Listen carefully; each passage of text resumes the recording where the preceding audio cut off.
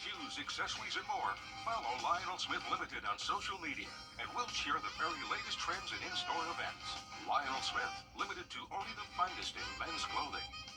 The News Channel 6 mobile app is now even better. Download it today. We have had some very pretty and dry weather over the past few days, but things are about to change. Clouds are taking over tomorrow with the rain chances on the rise. I'll have all the details coming up. Right now on News Channel 6 at 5, no Senate run in store for Governor Brian Kemp. What comes next for the GOP in that race as your News at 5 starts now. Live from Television Park, this is WJBF News Channel 6 at 5.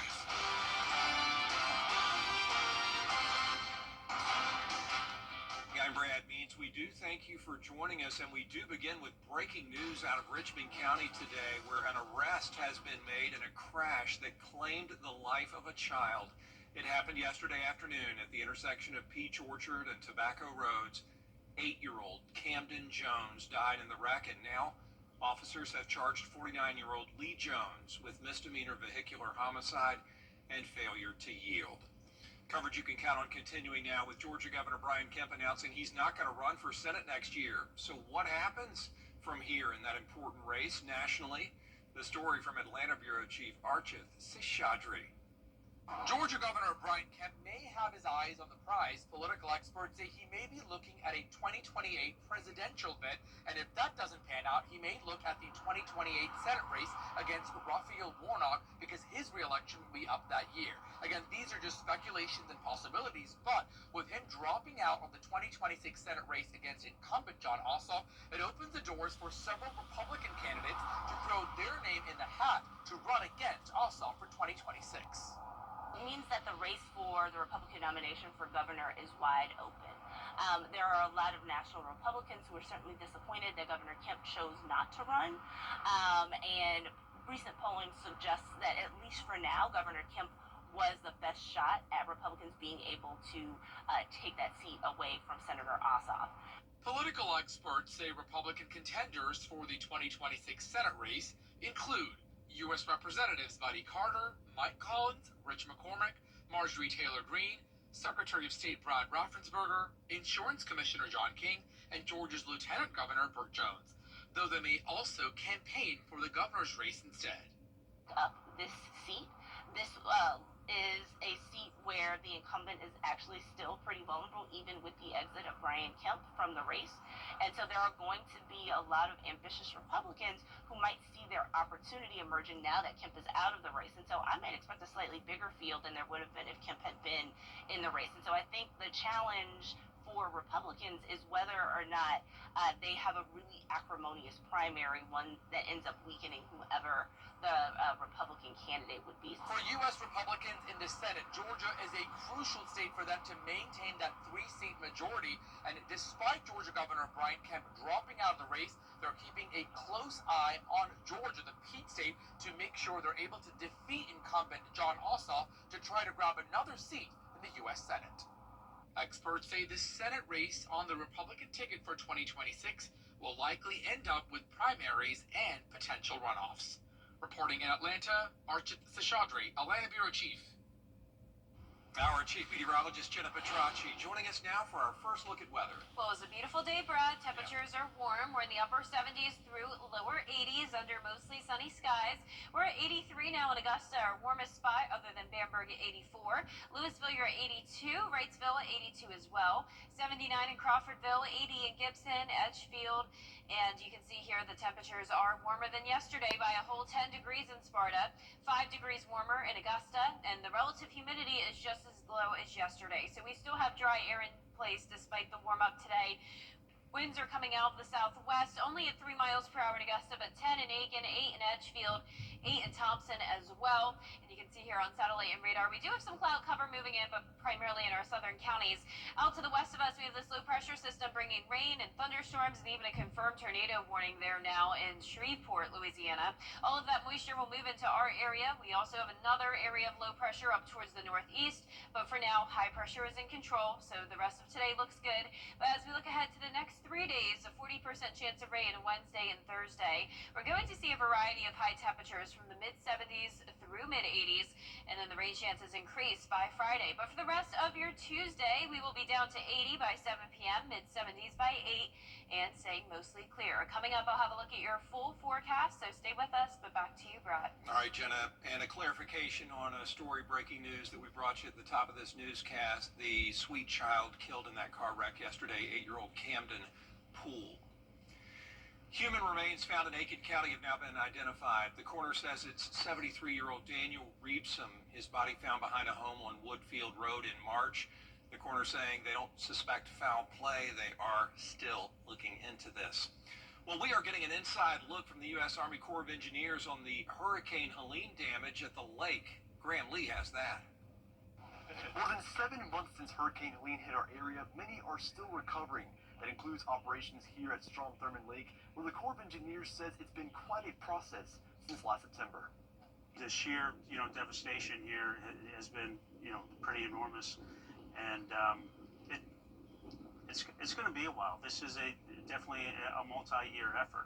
Engineers have found all 51 recreation areas they manage have vegetative debris and suffered damage to facilities. The hurricane also damaged the radio tower, a vital form of communication for park rangers. And that's how, once again, all the rangers communicate not only with themselves but back to our project office as well. So it's daily affecting our safety and means of communications. One of the next steps is getting the proper funding to remove the 500,000 cubic yards of debris. It's tens of millions of dollars to get it all removed. And so, if we get supplemental funding, it'll be quicker. If we get a emergency management debris contract, we estimate with that 500,000 cubic yards about 4 months to remove it. If we don't get supplemental money, we'll continue to use our O&M funds here locally. It'll just take a lot longer. With summer on the horizon, crews are working to get the grounds cleaned up. But with the extensive damage and questions about funding, recovery efforts will take more time.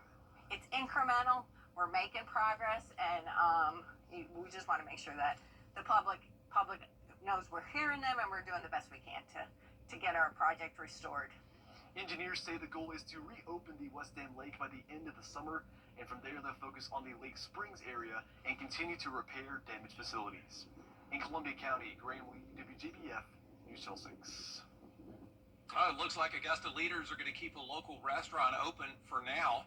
The commission did vote today to revoke the Sunday alcohol sales license at Tiffany's Eatery on Broad Street. They've been cited for several violations, including serving alcohol after hours, violating the city's indoor smoking ban, and operating as a nightclub instead of a restaurant.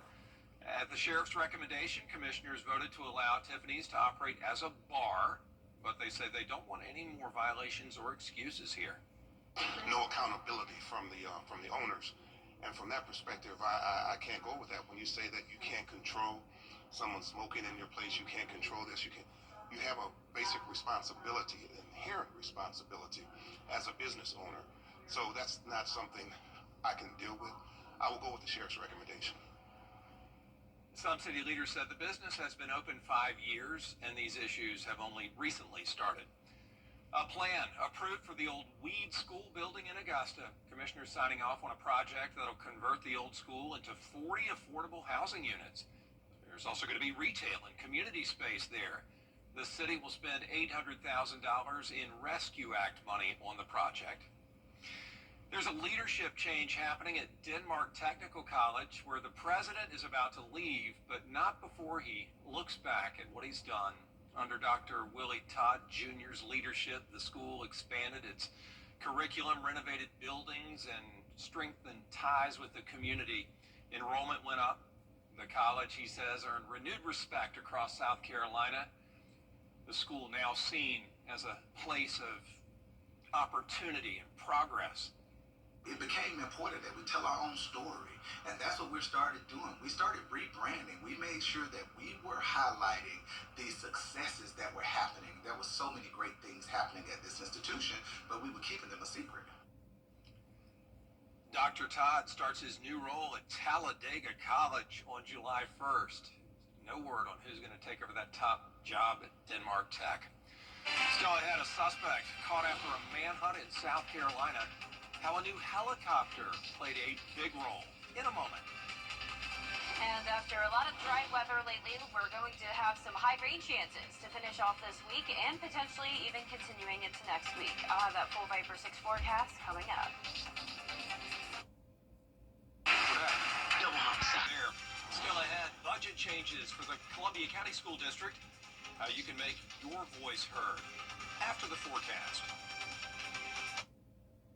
Weather headlines on WJBF News Channel 6. Brought to you by Hickson Roofing. If your roof needs fixing, call Mr. Hickson. It's time for the $8.99 Great Haircut Sale at Great Clips. Your chance to get a great haircut at a limited time price. Save time when you check in on our app. But hurry, the sale ends soon. The Great Haircut Sale at Great Clips. It's gonna be great. Every day, ordinary people in the CSRA do extraordinary things to serve our community. Each month, News Channel 6 recognizes these outstanding volunteers with the Giving Your Best Award. Do you know an everyday hero who goes the extra mile to help others? Nominate them for the Giving Your Best Award by visiting WJBF.com and filling out the entry form. Sponsored by Science Co., Piedmont Augusta, Security Federal Bank, and News Channel 6. Olympus Granite is the... With 40 years experience and a team of over 200 employees, we're ready to serve you now. Go with the firm you know. Call all nines now. It's time for the $8.99 Great Haircut Sale at Great Clips. Your chance to get a great haircut at a limited time price. Save time when you check in on our app. But hurry, the sale ends soon. The Great Haircut Sale at Great Clips. It's gonna be great. Now, your most accurate forecast with WJBF Live Viper 6. Welcome back. Another day of high pressure and control for us, which means sunshine and dry, quiet weather. So it's looking good here in the two-state. A few showers down in southwestern Georgia, but then more rain out towards our west. All part of this strong low pressure system impacting Texas, Louisiana, Arkansas, Oklahoma. And then we also have an area of low pressure up to our northeast. But within this area of rain, we have some strong storms and there's flooding concerns, especially across Louisiana over the next couple of days. You can see where that front's located based off the change in temperatures here. 81 in Houston, but upper 60s in Dallas. And then in our neck of the woods, we're seeing a lot of 80s, but 78 in Atlanta. So our temperatures are split here in the CSRA as well. Cooler towards the northwest, warmer down towards the southeast, but overall pretty consistent from around 78 to 84 degrees. Now for our Wednesday, things are not looking the same. We're going to have a huge change in the forecast. It will become mostly cloudy. We'll have rain throughout the day, and temperatures will be much cooler because of the clouds and rain. So we're starting out in the mid to upper 50s, and then we'll climb into only the mid to upper 70s in the afternoon. Chance of rain at 40% Wednesday and Thursday, then the rain chances gradually increase as we go into the weekend. So let's start out with our future cast tomorrow, and then I'll walk you through the weekend as well. So at 6 a.m. on Wednesday, you can see this big batch of rain out to our west. This will be coming through the CSRA Wednesday morning, but a lot of this will be super light rain because we do still have very dry air in place for all of this moisture to overcome. So even though it looks intimidating, it really won't impact our day too much. It's just going to be that pesky light rain coming down with the mostly cloudy skies. Wednesday night looks pretty dry, a few showers here and there as we go into the overnight hours and the start of our Thursday. And then by the time we get to Thursday afternoon, that's when we'll have a better chance of some heavier downpours and also some thunderstorms. Not expecting any severe weather or flooding concerns, but definitely some heavy rain at times. And then that trend will continue into Friday as well. So this is our long-range futurecast starting Friday at 6 a.m. Still seeing a lot of green here on our map. And as we go into the weekend, it looks like the rain chances increase even more, which is a big change from yesterday, and the models continue to go back and forth. So it's possible that the weekend could end up looking a little bit more dry. But as of now, I'd go ahead and plan for some indoor activities for Mother's Day weekend, because look at all of this moisture across the southeast. This is Sunday at 6 p.m. And the reason why is because that system out to our west will stall out. We'll have a stationary front, and then along that stationary front, we'll have low pressure form. And that low pressure will take a long time to exit out towards the Atlantic. So even into Monday evening, we're still expecting that rain to come down. So by the time this is all said and done, over the next 7 days, we could be talking over 2 inches of rain, maybe up to 4 in some of our southern line counties. We'll continue to keep you updated on this, but as of now, it does look like a wet Mother's Day weekend. 75 on Saturday, 76 on Sunday, so at least enjoy the cooler temperatures. And those highs will be going back up as we go into Tuesday of next week. We'll see 83 again. Now, our lows tonight will be close to average in the mid to upper 50s. Highs tomorrow will be in the low to upper 70s. And the 10-day forecast is showing the rain chances over the next several days, all the way through this time next week. And then once we get to the middle of next week, that's when we'll dry out again, with the temperatures steadily rising back into the mid to upper 80s. All right, Jenna, thanks a lot. And remember, tonight, your chance to make your voice heard as Columbia County school leaders work on their budget. They want your input as they prepare to finalize the financial plan for the 2025-2026 school year. The major changes there are to benefits for employees, and then also salaries as well. We've invested in recent years in trying to be competitive with salaries in the market, and are looking to do the same next year as well. So head on down to that public presentation. It starts at 5:30 at the BOE office. Up next, walking the blue carpet at the Met Gala. The sights and sounds as News Channel 6 at 5 continues. When it matters most, George Fink Injury Lawyers delivers results. I was rear-ended by a drunk driver. They got me $1.5 million. Go with the name you know and trust.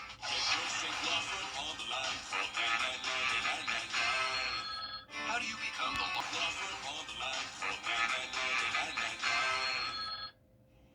Well, the stars were certainly out for this year's Met Gala, and Danny New has a look at the best and worst of the blue carpet. Ain't no mountain high. Kicked off Monday night in the Big Apple, as some of the biggest names in showbiz and sports graced the blue carpet for the 2025 Met Gala, with tables for 10 costing $350,000 and individual tickets priced at $75,000. The Metropolitan Museum of Art's annual fundraiser raised $31 million, the most in its 77-year history. But this year's theme goes back even further in history, as it centers on dandyism. Dating back to the time of slavery, dandyism focuses on fine-tailored looks for black men. This celebration of diversity, of course, comes in contrast with the actions of the current administration of the White House as it looks to end DEI initiatives. Being a dandy is basically doing your own thing. I spoke with fashion and style expert Stephanie Green to break down the explorations of this year's theme. Let's start with some of the event co-chairs. 13-time Grammy winner Pharrell Williams dandified with a double-breasted blazer featuring 100,000 pearls. Race car driver Lewis Hamilton went full ivory, and Oscar-nominated actor Coleman Domingo donned multiple looks, including one with a blue cape and another with a handful of different black and white patterns. The window pane suit designed by Valentino was absolutely amazing. Perhaps the event's most anticipated annual arrival, Rihanna, did not come alone. While following the night's theme with a cropped Marc Jacobs jacket, the singer and billionaire makeup mogul displayed a baby bump for her third pregnancy with A$AP Rocky, who was also a co-chair for the evening. Monday was the first time folks learned of this news.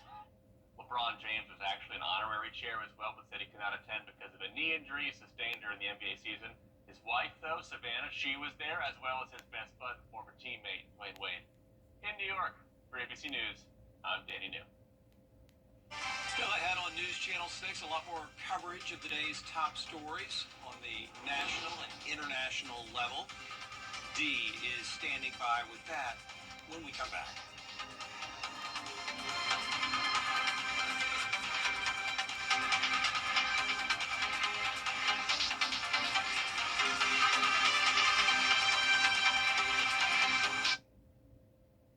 Gentlemen, is your health? Over the years, thousands of people have gotten their hands on one. And who knows, you could be next. Win your very own Good Morning Augusta coffee mug at WJBF.com/coffee club. Sponsored by Honda Cars of Aiken. Weather headlines on News Channel 6. Brought to you by Hickson Roofing. We are entering a soggy stretch starting tomorrow. Rain chances are increasing. We'll have mostly cloudy skies, but it is staying pretty warm. I'll have all the details on your forecast coming up. Live from Television Park, this is WJBF News Channel 6 at 5:30. Good evening, everyone. I'm Dee Griffin. Thanks so much for joining us on News Channel 6 at 5:30. Topping today's headlines, there's a leadership change happening at Denmark Technical College. The president, Dr. Willie Todd Jr., is stepping down. Under his leadership, the school expanded academic offerings, renovated buildings, and strengthened community partnerships. South Carolina is one of the only states in the country to tax boat owners for their boats and their outboard motors separately. A bill up for debate would change that and lower the tax on owning a boat by half, from 10.5 to 5.2%. From Thurman Lake is still recovering from Hurricane Helene. All 51 wreck areas have vegetative debris and suffered damage to facilities, but 39 are currently open or partially open. Now the next steps they're taking include getting the proper funding to remove 500,000 cubic yards of debris. We'll have these headlines and more at 6, but first, coverage you can count on continues with a new proposal on Capitol Hill aiming to put more money in the pockets to make the film tax credit happen. Well, happening right now with our weather, we have sunshine outside, but I understand a change is coming. Chief meteorologist Jennifer Petracci joins us with a first look at our forecast. Yeah, it's been beautiful, Dee. I wish the weather could stay this way all week, but we could use some rain. We'll benefit from it as we are in a drought, but right now our temperatures are warm. We're in the low 80s for the most part, 84 in Bamberg, 82 in Evans. A couple places still in the upper 70s, such as Washington at 78, 79 in Saluda, Aiken, you're at 81. All of us are at least a couple degrees warmer than yesterday, and you can see Crawfordville and Washington, Lincolnton, all 8 degrees warmer than yesterday, 5-degree rise in temperatures in Augusta. Our relative humidity is just as low as it was yesterday, though, so even though we warmed up, we still have that drier air in place, limiting our rain chances for now. Winds are out of the southwest, pretty light, only up to around 10 miles per hour. Our satellite and radar showing some cloud cover down towards the south, and some spotty showers now making their way into southwest Georgia. We have this low pressure system bringing a big area of rain and thunderstorms to Texas, Oklahoma, Louisiana, and Arkansas. And as we look ahead here, we'll eventually be impacted by that system, seeing those rain chances increase up to 40% Wednesday and Thursday, 50% on Friday. And notice the temperature changes. We're going from the mid-70s tomorrow back to the mid-80s on Thursday. But in the meantime, tonight, we are going to stay warm and mostly sunny and dry. Coming up, I'll have a look at your full Viper 6 forecast, so stay with us. But back to you, Dee. All right, thanks so much. We'll see you in a few. A suspected bear attack that could go down as the first of its kind in record in Florida. Andrew Dimbert has the latest. Wildlife officials in southwest Florida are investigating the death of a man and his dog, likely killed in a bear attack. We don't know if it was the same bear or multiple bears. Authorities were called to a property south of Naples by the man's daughter, who said she saw a bear attacking the dog and then found the body of her father, 88-year-old Robert Markle. A couple hours, we don't know the exact time, prior to the incident with the dog. And they were found reasonably within a couple hundred yards of the area. A relative of Markle tells a local reporter he was sleeping in his trailer when the bear came in and attacked him, as the dog was chained to a fence outside. Last night, wildlife authorities shot and killed 2 bears down the road from Markle's property. One of the bears, massive, taking 10 officers to carry it from the woods. Officials say the animal that attacked the man and his dog was likely a black bear. It would mark the first deadly bear attack on record in Florida. The 2 bears will be tested to confirm if one or both killed the man and his dog. Andrew Dimbert, ABC News, New York. The FBI is warning about a criminal network targeting kids at home. A criminal network called 764 reported to want governments toppled and the world in chaos, but target kids on social media and gaming platforms, pretending to friend them before demanding violent and sexual content from them.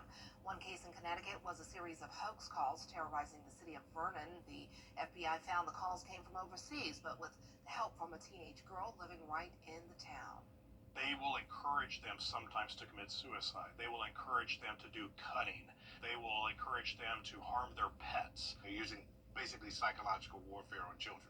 That's right. They gain the trust, and then they continue to build that trust to the point where they have power and the ability to blackmail the child, basically. The FBI says there are more than 250 open investigations tied to the 764 network, reaching all 55 field offices across the country. Well, South Carolina Attorney General Alan Wilson is pushing state lawmakers to pass a bill that would speed up the process of identifying adults engaging in child sexual abuse material.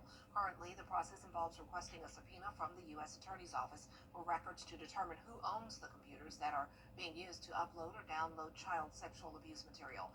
Wilson says this bill would remove the additional steps, allowing for faster prosecution. And if you're receiving 11,000 cyber tips a year, and it takes anywhere from weeks to months to get that information, then that is real time. And there are often cases, I am told by our investigators, where there is a real child being abused in real time. And if we have this ability to get that subscriber information with the administrative subpoena bill, we could get that information in a matter of a day or two, as opposed to several weeks to several months.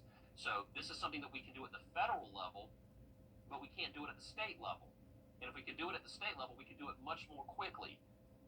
Wilson says the bill would not allow the state government to see your personal information, simply uncover the name that is attached to the IP number being used to access child sexual abuse material.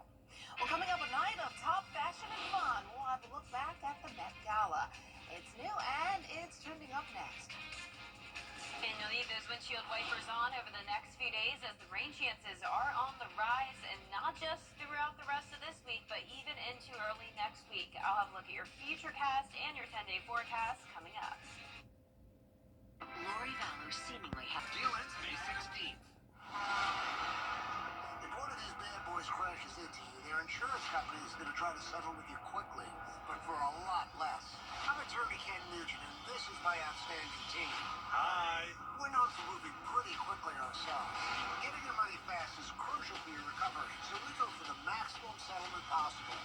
Faster. How fast, you ask? One call, that's all. Call Ken.com. It's payback time. It's bow time. Bojangles is shaking up breakfast with the return of its sausage Bowberry biscuit. Savory country-style sausage meets a drizzle of sweet icing served on a made-from-scratch Bowberry biscuit. Order now. This 2-for-5 deal won't last long. It's bow time. Over 65 years, Rowell Electric Rack.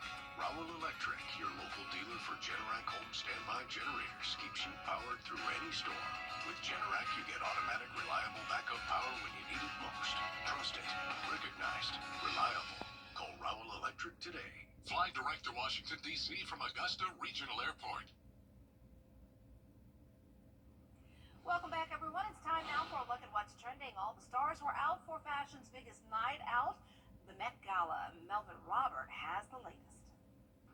Well, everybody, it is the Tuesday after the first Monday in May, which means we all pretend to be fashion critics and judge all the looks for the Met Gala. The theme this year was super fine, tailoring black style, with the dress code of tailored for you. Musicians, models, actors, and artists alike walked that blue carpet, shining a spotlight on black dandyism. The co-chairs this year were Lewis Hamilton, A$AP Rocky, Pharrell Williams, and Coleman Domingo. Hamilton wore an all-white ensemble by Wales Bonner. A$AP Rocky donned a black suit designed by himself. Williams also designed his own suit, which makes sense as he is the creative director of Louis Vuitton.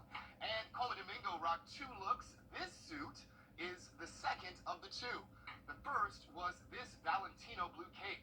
This look was a nod to former Vogue director and Met Gala king Andre Leontali. He was the first African-American male creative director of the magazine. And look, he is not the only one taking history to the carpet. This look from Megan Thee Stallion channels late singer Josephine Baker. I mean, check out that ponytail. And check out this from actress Zendaya.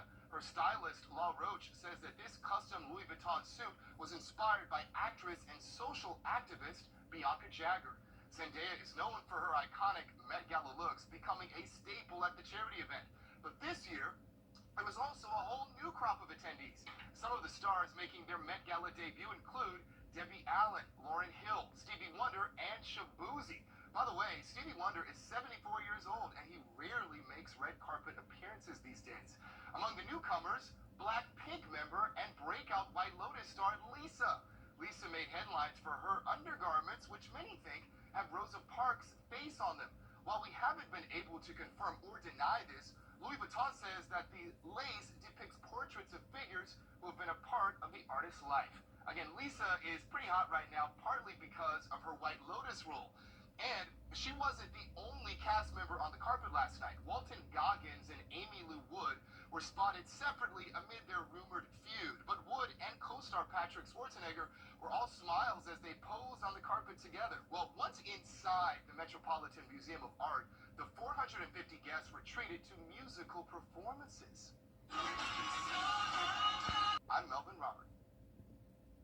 There was a lot to unpack about the Met Gala last night. It was amazing. Wow. We watched the fashions here and we were blown away. There were just so many great iconic pieces. Diana Ross was there. She had a long train and it had her names of her children and grandchildren embroidered in it. It was just beautiful and it was just all special. And did y'all see Andre 3000 from my favorite group, Outkast? Phenomenal. He had a piano on his shoulders, on his back, so it was very good. And I heard that this was the most money they've ever raised for the Met Gala, the benefits from the Met Gala. I forgot the foundation that it goes to, but this was the most money in history that they've raised, so that's very good for them. And I love the theme. I didn't know how it was going to work out, the Danity, but it worked out. Some stars shared how they got ready for the Met Gala, including supermodel Gigi Hadid. She shared this video on TikTok before walking the Met Gala carpet last night, titled Warming Up for the Met in Your 30s. Gigi recently celebrated her 30th birthday on April 23rd. Her look was on theme, honoring Black style. Her custom-made gown took inspiration from actress Josephine Baker, who was the first Black woman to star in a major film. Gigi was not the only one turning some heads. Some stars are worth mentioning from last night's fashion extravaganza. And Damson Idris, known for Snowfall, came in a Formula One racing uniform, hinting at his upcoming role. We were all in the newsroom like, what is this? But that was cool. There, I mentioned this one. You look at Andre 3000, he had the piano on his back. The helmet also, we're going back to him, also had almost 20,000 hand-placed Swarovski crystals. And you just saw Outkast singer Andre 3000, same idea of showing something unique. His look struck a chord thanks to the piano strapped to his back. We just saw that. The look was in honor of his surprise instrumental single he dropped last night called 7 Piano Sketches. There he is right there. 3 stacks. Love me some Andre 3000. That is awesome. And the creativity on the carpet last night was really amazing. Well, we're going to have less than amazing weather coming in. I hope you enjoyed today, because today was awesome. But Jenna has a look at the temperatures right now and what's coming our way. Stay tuned for her full forecast.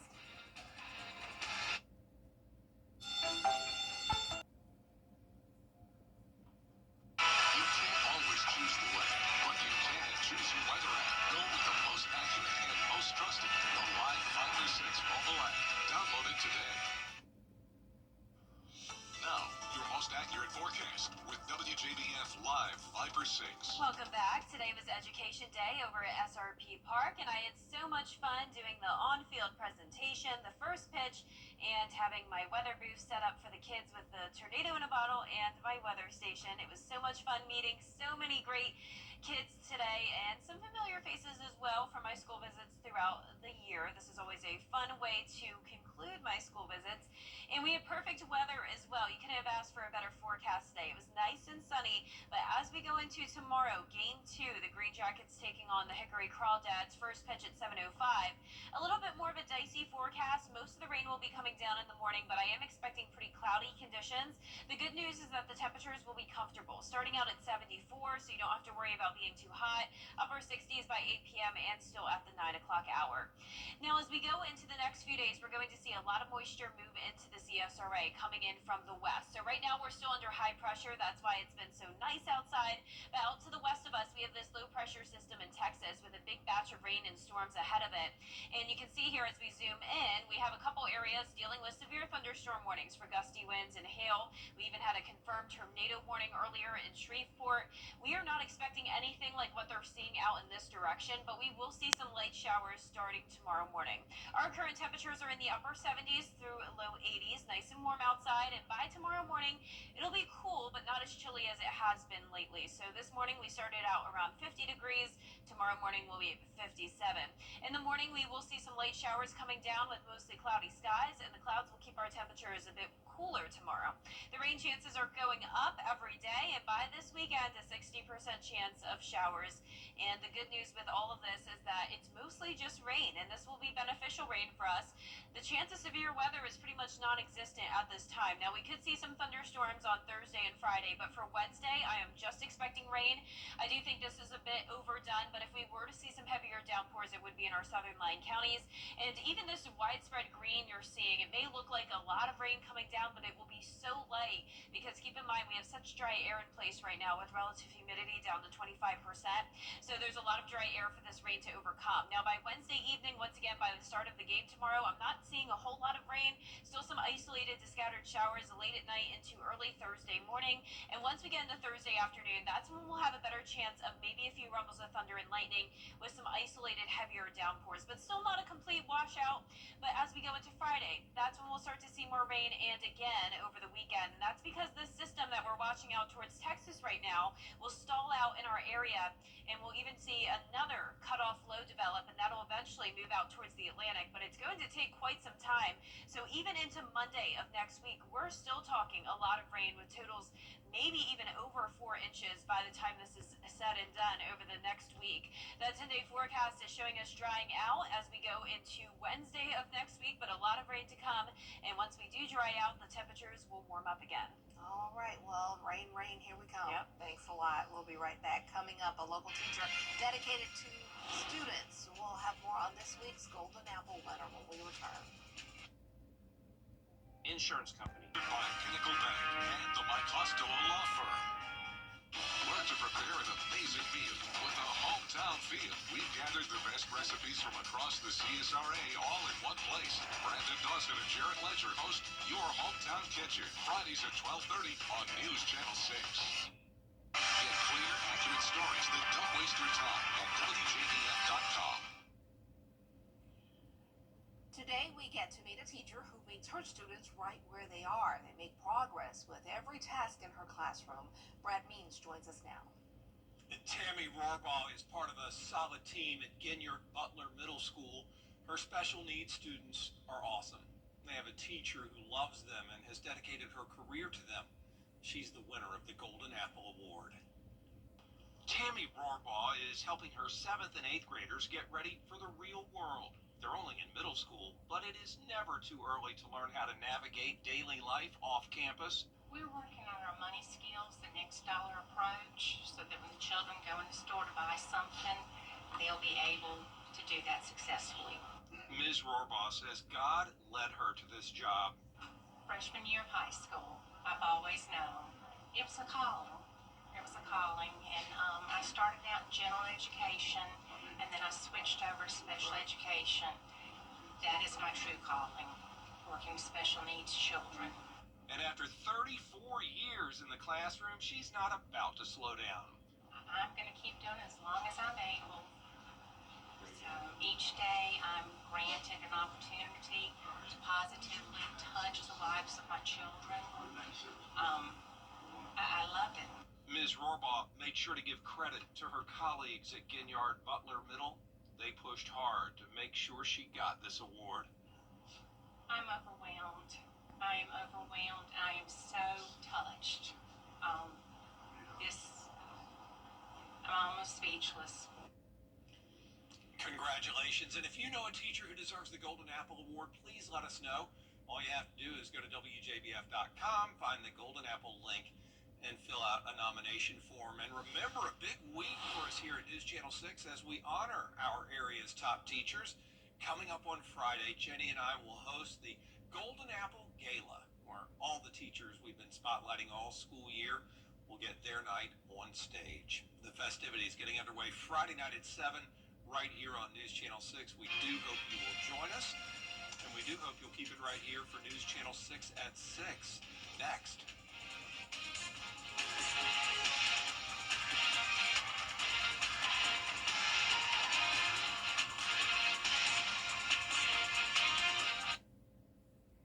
Weather headlines on WJBF News Channel 6. Brought to you by Hickson Roofing. If your roof needs fixing, call Mr. Hickson. Attention homeowners, time is running